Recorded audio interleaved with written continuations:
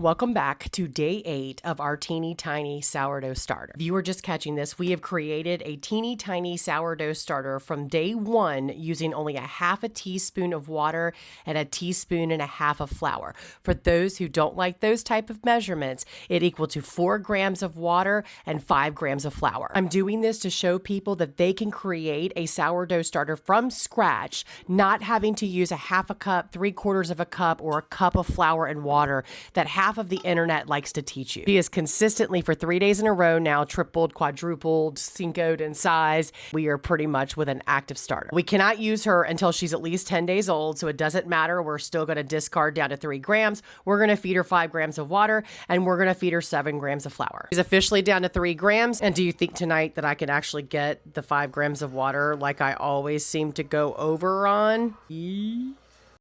Damn it, 6 grams of water. I do it every time.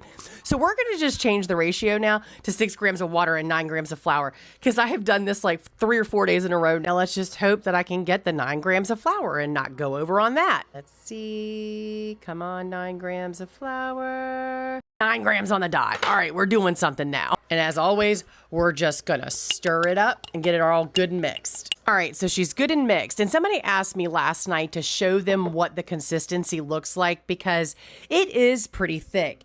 And honestly, that's the goal that you want to get to right now because of the fact that it's so warm outside. Although today I'm in a hoodie because it's 51 degrees here when I was wearing a tank top yesterday because it was like 90. Right, but here's the consistency. Very thick, like glue. But that's a good thing because as humidity levels increase and temperatures increase, your sourdough starter will become hungrier quicker. And you don't want it to become too hungry because then it becomes acidic. And it becomes acidic because the bad bacteria is building more than you're building yeast. Because if you haven't figured out by now, the whole purpose of doing this is to create natural, real yeast, not store-bought yeast. As always, make sure to follow along as we still continue to create this teeny tiny sourdough starter. If you're not following me, make sure that you're following me as well.